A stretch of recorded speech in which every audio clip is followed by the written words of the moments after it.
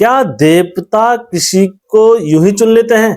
एक ही परिवार में 10 लोग होते हैं या 20 लोग होते हैं, लेकिन देवता उनमें से केवल एक व्यक्ति पर ही क्यों अवतार लेता है? क्या इस बारे में आपने सोचा कभी?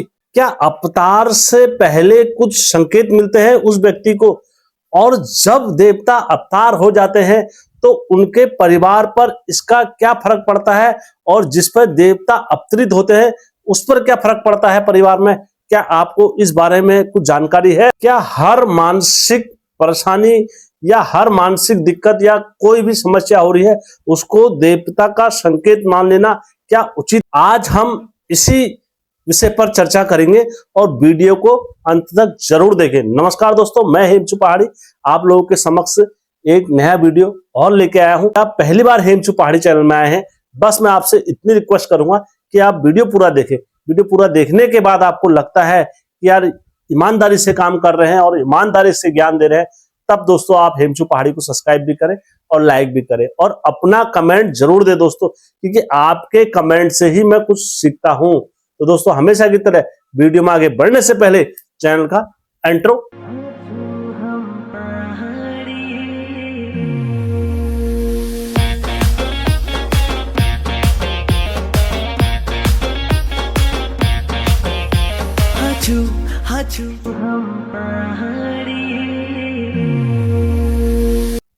जय बिरकारा बजरंगी, हर हर हर हर हर हर हर हर महादेव। आप सभी भक्तों पर महादेव की कृपा और बजरंगबली का आशीर्वाद हमेशा बने रहने चाहिए। दोस्तों वीडियो में आगे बढ़ने से पहले मैं हमेशा की तरह आपसे कहता हूं कि यदि आपके पास भी कोई ऐसी सत्य घटना या आपके पास भी कोई ऐसा टॉपिक जो देवी देवताओं से रिलेटेड हो और आपके क्षेत्र की क्या परंपरा है, आप कमेंट बॉक्स में अवश्य बताएं। और मेरे से या कुछ साझा करना चाहते हैं तो आप फेसबुक में आकर मुझसे संपर्क अवश्य करें, क्योंकि आपका ज्ञान ही मैं यहाँ पर रख रहा हूं और आपके क्षेत्र की परंपरा ही मैं यहाँ पर सबके साथ साझा कर रहा हूं। आइए आज की वार्तालाप हम प्रारंभ करते हैं। तो सबसे पहला जो टॉपिक है नंबर 1 कि देवता किसी व्यक्ति को क्यों चुनते हैं। दोस्तों कहा जाता है हमारी पहाड़ी क्षेत्रों में कि देवता यदि किसी को चुनते हैं तो या उनके परिवार में जैसे पीढ़ी दर पीढ़ियां चला हो, जैसे कुल परंपरा के अनुसार जब चला जाता है कोई देवता, तब वो नए पीढ़ी में से नया वंशज छूटता है। जब भी किसी डंगरिया की मृत्यु होती है उसके बाद वो अपना नए घोड़े को चुनते हैं। देव शक्ति जब भी किसी को चुनती है उस व्यक्ति की इच्छा के अनुसार नहीं चुनती है। ये जो भी होता है ये उनके भाग्य के अनुसार होता है या उनकी भक्ति के अनुसार होता है, या कहा जाए कि उनके ग्रह कमजोर होते हैं। जब किसी के ग्रह कमजोर भी होते हैं, उन पर कोई दूसरी शक्ति अटैक कर लेती है बाहरी, तो उसकी रक्षा के लिए उस पर देव अवतार हो जाते हैं।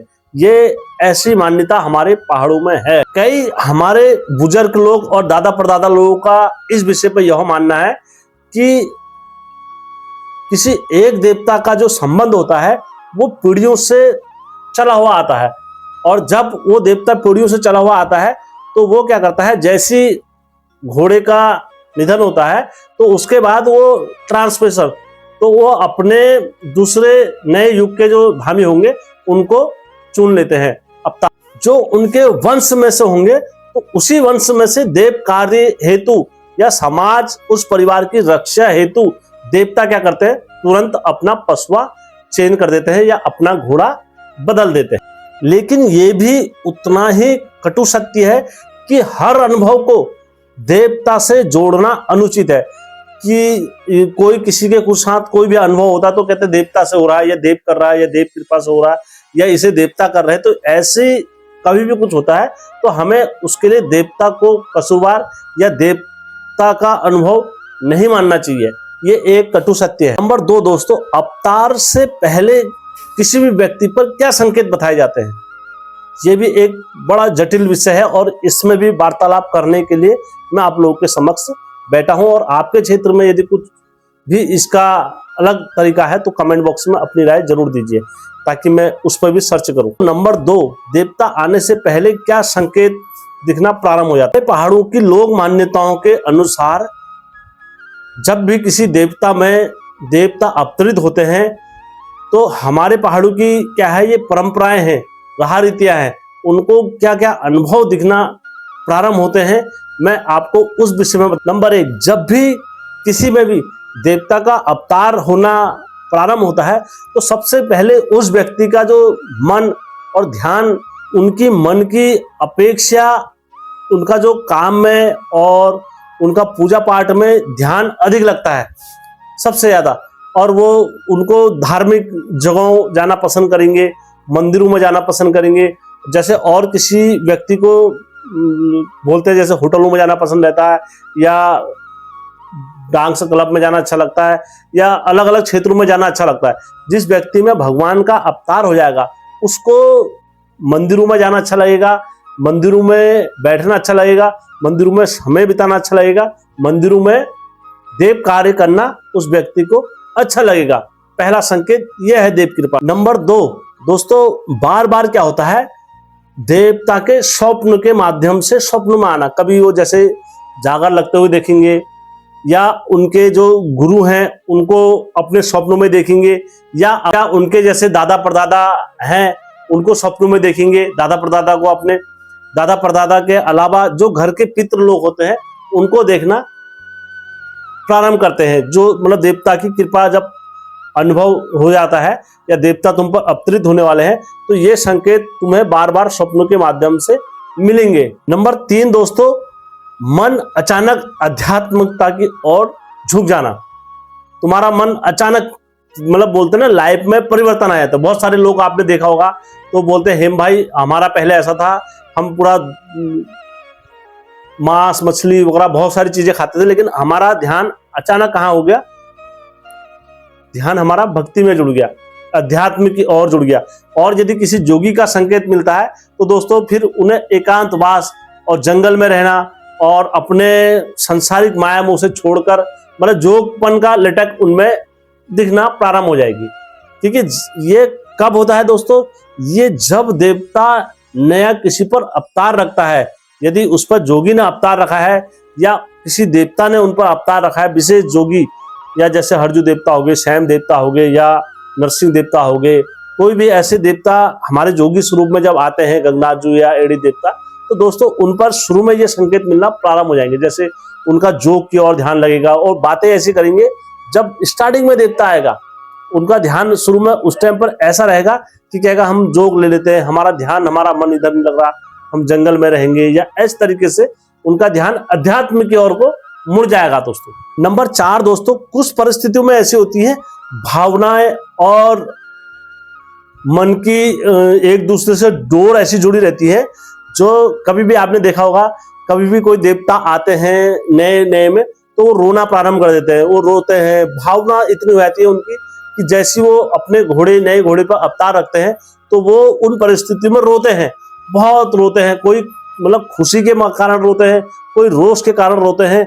जब किसी देवता को पाबंदी लगाई होती है, घर से बाहर अंदर घुसने की अनुमति नहीं दी जाती है किसी भक्त ने, जब उसका समय पूरा होता है, मवाद पूरी होती है, जब वो देवता अंदर आता है तो वो खुशी के मारे और बार बार रोते हैं, बार बार रोने का दृश्य करते हैं। मैं इतना इस परिवार से जुड़ा हुआ था, मैं इतना इस परिवार को अच्छा मानता था, मैं इतना इस परिवार के लिए सोचता था, तो वो भावना उनके फूट फूट के बाहर निकलती है नए ढामे के उसमें। ठीक है, जब नया अवतार लेते हैं कोई भी तो वो खूब रोएंगे, और उनका रोने का और ये करने का इतना मधुर होता है। जब भी वो देवता के बारे में अंदर से सोचेंगे और जब भी उस देवता के बारे में फील करेंगे, जब भी उस देवता की गहराइयों में जाने की कोशिश करेंगे, तो उनके आंख से अश्रु बह जाएंगे, उनकी आंख की अश्रु की धारा इतनी भर जाएगी, इतनी भर जाएगी कि आप उस टाइम पर कभी भी, आप जब देवता से प्यार करोगे, जब आप देवता के इतने करीब जाने को पसंद करोगे दोस्तों, ये तभी होगा। मतलब ऐसे नहीं होगा कोई आप सोचे कि यार ऐसी मतलब ये हो जाएगा हमारा, नहीं। इसके लिए आपको बहुत गहराइयों में जाना पड़ेगा देवता के।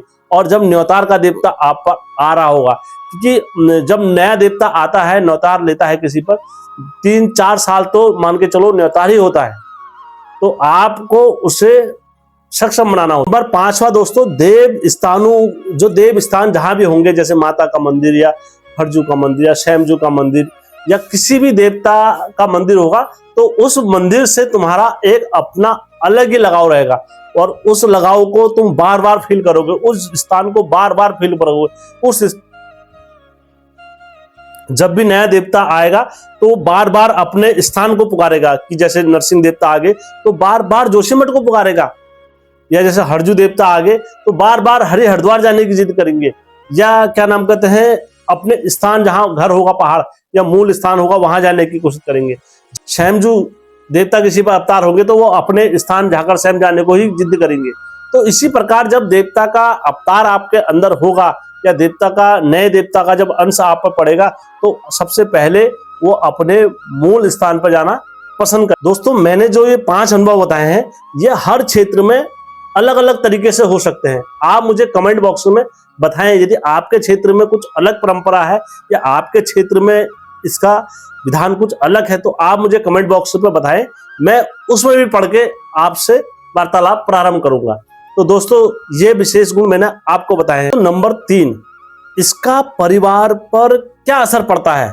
जब किसी पर नया देवता अवतार होता है तो सबसे पहले परिवार में ही इसका फर्क। परिवार में कोई नया सदस्य यदि देव कृपा या देव शक्ति से जुड़ता है तो उस टाइम पर सारे परिवार की जो होता है जिम्मेदारी वो भी बढ़ जाती है और पूरा परिवार एकत्रित होकर यहाँ पर उस डंगरिये का या उस व्यक्ति का सपोर्ट मिलकर करते हैं। दोस्तों, इसमें सबसे पहला जो होता है पॉइंट ये होता है कि पूरा परिवार एकत्रित होकर पूजा पाठ, जैसे जागर लगाने, जब कभी भी नया देवता या नया धामी या नया डंगरिये पर अवतार लेते हैं देवता, तो जितना परिवार, जो उनका पूरा कुटुंब परिवार होगा, जहां तक उनकी कृपा होगी दोस्तों, बोला जाता है जहां तक उनके 12 दिन के बिरादर एकत्रित होंगे तो वो सब लोग एकत्रित होकर वहां पर, भले वो 1 रुपया दे या 2 रुपया दे, उनके परिवार में से, उनके वंश में से एक जना जरूर उसमें शामिल होगा। जितने लोग उसमें परिवार के शामिल होंगे उतने देवता की क्या होगी, शक्ति बढ़ेगी और उतना ही देवता क्या होगा, प्रबल होकर अवतार लेगा। ये क्या होता है, ये पूरे जब परिवार एकत्रित होगा और एकत्रित होने के बाद जब देवता स्नान करते हैं, उनके जागर लगती है, तब जाके देवता क्या होता है, खुलकर नाचता है। और जो व्यक्ति जब तक नया धामी अपने पूरे परिवार को जोड़कर और स्नान नहीं करेगा, तो दोस्तों वो बाहर कितनी भी जागर खा ले या बाहर कितना भी अवतार रख ले या बाहर कितनी भी पूजा, कितनी भी डांगर या कितनी भी जागरों में चले जाए, वो कभी सफल नहीं होगा। सबसे पहले जो जिस स्थान का होगा, पहले उस स्थान के लोगों ने उसको हरिद्वार ले जाकर नहलाकर अपने घर में खानवासी करते हैं। ये परिवार का कर्तव्य होता है सबसे पहले। नंबर 2 दोस्तों, पूरा धार्मिक आयोजन करना, मतलब पूरी व्यवस्था करना। जब भी नया देवता किसी पर भी पूरे परिवार में अवतरित होता है तो जैसे पूरा पूजा पाठ करके पूरा खाना पीना या जब बकरे वगैरह जो भी पूजा पाठ का विधि विधान होता है हमारे उत्तराखंड का, वो उनको दिया जाता है देवी देवताओं को। उसके बाद क्या होता है, देवता फिर अपना रास्ता और उनकी रक्षा ही करता है। दोस्तों, परिवार के भीतर इस अनुभव को कैसे प्रकट करते हैं, जैसे जब किसी पर देवता अवतार होता है तो बहुत से परिवार वाले पहले उसके विरुद्ध जाते हैं। जो डांगर होगा पहले उसके विरुद्ध जाएंगे, उससे जो मुंह में आएगा वो बोलेंगे कैसा देवता, कहाँ का देवता, ये रॉड वॉड कर रहा है, ये तो पागल हो गया है ये। और उसका ध्यान क्या होगा, उसका ध्यान पूजा की ओर लगा रहेगा। लेकिन देवता, क्योंकि पूरा परिवर्तन होता है, जब भी देवता किसी पर अवतार लेता है उसकी लाइफ में पहले क्या था वो बाद में क्या था, ये पूरा चेंज हो जाता है देवता अवतार लेने के बाद। उससे पहले तो पूरा वो बचपन वाली हरकतें करेगा या बालपन वाली करेगा, जो भी करेगा, लेकिन जहां से देवता ने उन पर अवतार रखा तो उनकी लाइफ में हर चीज चेंज हो जाता है। और जो परिवार वाले होते हैं वो उन पर विश्वास नहीं करते, वो तो जानते हैं कि हमने इसे बचपन से ऐसा करते हुए देखा है, ये पहले ऐसा करता ही नहीं था, ये हरकतें कर रहा है। ये पूरा जब किसी की लाइफ चेंज होती है तो परिवार वाले उस पर कतई विश्वास नहीं करते हैं। परिवार वाले कोई भी हो, मेरे परिवार वाले हो, किसी के परिवार वाले हो, वो उसके अगेंस्ट हो जाते हैं। क्योंकि आज का समय क्या है, आदमी नौकरी करेगा, खाएगा, पिएगा, सब चीज करता है आज के समय में। लेकिन जहां जिस पे देवता अवतरित हो जाएगा उसका ध्यान कहाँ लगेगा, पूजा में किसी के साथ गलत नहीं हो रहा हो, और मतलब अध्यात्म की दुनिया में लगा रहेगा पूरा। परिवार इस चीज को क्या करेगा, नगर एग्लेस करेगा, और वो क्या करेंगे, वो उसको पूरा अपना के रखेंगे। तो परिवार के लिए इस परिस्थिति को देखना और झेलना बड़ा कठिन पड़ जाता है। नेक्स्ट, जब भी किसी के परिवार में ऐसा होता है तो समाज वाले उससे अपेक्षा करते हैं कि यार मेरे कुल में क्या हो रहा है, मेरे परिवार में भी तो ऐसा हो रहा है, हमारे घर में देवता क्यों नहीं अवतार हो रहा होगा। तो उस टाइम पर जब न्योतार का देवता आता है तो वो उनके सामने बैठ के उनको बड़बड़ाता रहेगा, उनको बोलता रहेगा, तेरे परिवार में ऐसा हो रहा था, तेरे कुल में ऐसा हो रहा था, तेरे घर में ऐसा हो रहा था, तुम्हारे खानदान में इतने लोग थे, याली अम्मा थी, यो थी। और तो और जब न्योतार का देवता आएगा तो पीढ़ियों का नाम लेके ही बता देता है। इतनी प्रबल शक्ति होती है जिस टाइम पर देवता अवतार होता है किसी में, इतने प्रबल और इतने वेग से होता है। तो इसलिए उस टाइम पर लोगों की अपेक्षाएं उनसे कुछ ज्यादा पड़ जाती है। अब दोस्तों, कई परिवार वाले इसे सौभाग्य और सम्मान की बात मान लेते, और कई परिवार इससे अपनी जिम्मेदारी भी समझते हैं कि यार ये हाँ हमारी जिम्मेदारी होती है क्योंकि हमारे घर में देवता ने अवतार रखा है। सबसे महत्वपूर्ण बात दोस्तों, आज के समय में सोशल मीडिया का समय है, सोशल मीडिया का दौर है। यहाँ पर हर संकेत और हर स्वप्न को इंसान या मनुष्य का ऐसे जोड़ दे रहा है देवता से जोड़। लेकिन यहीं पर हमारी पहाड़ी परंपरा हमें संयम, धैर्य और विवेक भी सिखाता है दोस्तों। सच्ची आध्यात्मिकता का मतलब केवल चमत्कार नहीं होता है। आज के समय में कहीं पर भी कोई देवता की बात कर रहे हैं तो जो मतलब देवी देवताओं को नहीं मानते हैं तो वो क्या कहते हैं, देवता होगा तो मुझे चमत्कार दिखाएगा, मेरे घर में 1 लाख रुपए रख देगा, मेरे घर में 5 लाख रुपए रख देगा, या मेरा कर्जा माफ कर देगा, या मेरा ये परेशानी दूर कर देगा, तो तब हम देवता मानेंगे। नहीं दोस्तों, सच्ची भक्ति का मतलब हमारे पहाड़ों में क्या होता है, भक्ति का मतलब ये होता है कि देवता से अपेक्षा नहीं रखना, और नहीं चमत्कार की कोई अपेक्षा रखना कि देवता हमारी चमत्कार को टाल देगा। क्योंकि देवता की आप भक्ति करोगे तो देवता आपकी उस टाइम पर मदद करेगा, देवता आपकी उस समय पर रक्षा करेगा जब आपके सारे रास्ते और आपके पूरे कुटुंब परिवार के जब पूरे रास्ते बंद हो जाते हैं, तब आपको देवता आपका होने का, अपना होने का, अस्तित्व का प्रमाण देते हैं। आज की वीडियो में जैसे कि आपने देखा होगा कि देवता किसी को क्यों चुनते हैं, उनके व्यवहार और उनका आचरण और समाज में वो कैसे रहते हैं, समाज में उनका रहने का तरीका क्या है, और समाज में वो किस तरीके से बात करते हैं अपनों से, तब जाके आप पर देवता का अस्तित्व आता है। जब भी आप पर किसी पर देवता अवतार लेते हैं तो आप उस टाइम पर आपके मन में किसी के लिए छल कपट नहीं होता, आप सबको एक समान देखते हो, अपने चाचा को, ताऊ को, पापा को, मम्मी को, जितने भी होंगे आप सबको एक समान देखते हैं। आपका वो प्रेम के भाव को देखकर आप पर देवता अवतार ले लेता है, और जैसे अवतार लेता है तो आपके मन में क्या आता है, लोभ, लालच और दूसरों के प्रति ईर्ष्या। तो जब यहाँ ये आपके मन में आ जाता है, फिर देवता धीरे धीरे आपका त्याग करना प्रारंभ कर देता है। तो दोस्तों, मैंने आज की वीडियो में आपको ये गुण बताए, विशेष देवता के जो गुण होते हैं। यदि आपको इन गुणों से कुछ अनुभव मिला होगा, यदि आपको इन गुणों से कुछ ज्ञान मिला होगा, या आपको इन गुणों का अनुभव में कुछ भी त्रुटि लगी होगी, तो आप मुझे कमेंट बॉक्स में अवश्य बताएं। और नहीं लगा होगा, अच्छा लगा होगा, दोस्तों अपनों के साथ, घर वालों के साथ, बाहर वालों के साथ, दोस्तों ईमानदारी के साथ, जैसे मैं मेहनत से लगा रहता हूं आप लोगों के लिए, तो आप लोग भी उसी प्रकार से ईमानदारी से कमेंट, शेयर, सब्सक्राइब करना नहीं भूलेंगे दोस्तों। आज की वीडियो को मैं यहीं समाप्त करता हूं।